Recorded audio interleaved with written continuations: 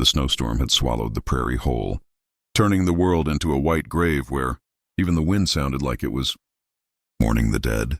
And through that howling emptiness rode a lone cowboy, his coat stiff with ice, beard crusted in frost, eyes burning with the stubborn will of a man who had survived too much to die quietly now. He had been riding for hours, maybe days. Time lost its meaning when the cold clawed at your bones. But then he saw it. A broken wagon half buried in snow, its canvas ripped like a wound left to bleed. He dismounted slowly, every joint aching, his horse snorting nervously behind him. And that's when he heard it, a sound so small it almost vanished in the storm, a child's sob. He pulled the torn canvas aside, and there she was, a little girl no older than 5, curled like a wounded bird, clutching a rag doll whose stitched smile mocked the misery around them. Her cheeks were red raw, lips trembling, eyes wide with terror that had clearly been growing for far too long. The cowboy dropped to one knee despite the snow soaking through his pants, his rough face softening in a way it hadn't in years. "Don't cry, little one. I'm here now," he whispered, his voice nearly breaking as the storm roared around them. She stared at him like he might vanish if she blinked, then buried her face in the doll as another sob shook her tiny body. He scanned the wagon. No woman, no man, no tracks leading away. Just silence and snow. Death had already come here and moved on, leaving the child behind like a cruel afterthought. The cowboy removed his gloves and gently wrapped them around her frozen hands, rubbing warmth back into fingers that barely moved.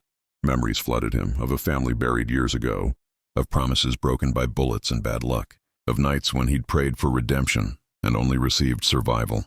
He lifted her carefully, feeling how light she was, too light, and tucked her inside his coat as best he could before leading her to the horse. As he rode through the storm with the child pressed against his chest, he didn't know her name, didn't know how she'd ended up alone in a frozen wasteland. But he knew one thing with iron certainty.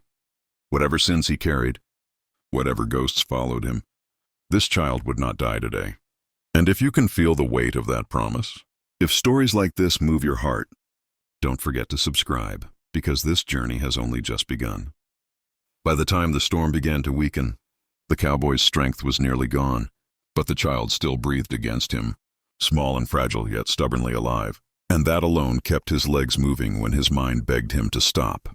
He reached an abandoned line shack just before nightfall, its door hanging crooked but walls still standing, and inside he built a fire with shaking hands, feeding it bits of broken furniture and hope.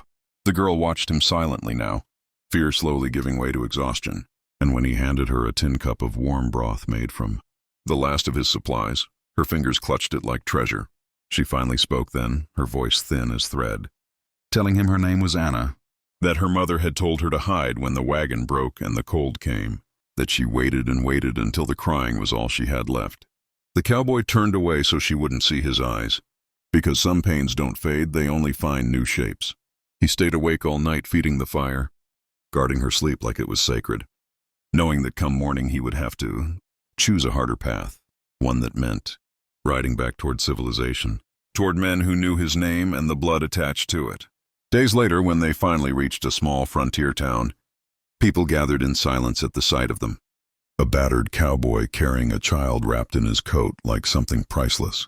He gave Anna to the doctor, then turned to leave before questions could come, before gratitude could turn into chains. But the girl ran after him, grabbing his hand with surprising strength, refusing to let go. Something in the crowd shifted then. The town offered shelter, work, a chance, not forgiveness. Not yet, but a beginning. The cowboy stayed. He learned how to laugh again, how to fix fences instead of breaking men, how to be called sir instead of outlaw. And every winter, when the snow fell heavy and the wind howled like it did that night, Anna would sit beside him and say, "You came when the world left." And he would think that maybe salvation doesn't come as thunder or fire, but as a small voice crying in the dark, waiting for someone brave enough to answer. If this story touched you, if you believe even the coldest nights can end in warmth, subscribe to the channel and stay with us. Because stories like this are meant to be shared, and the best journeys are the ones we take together.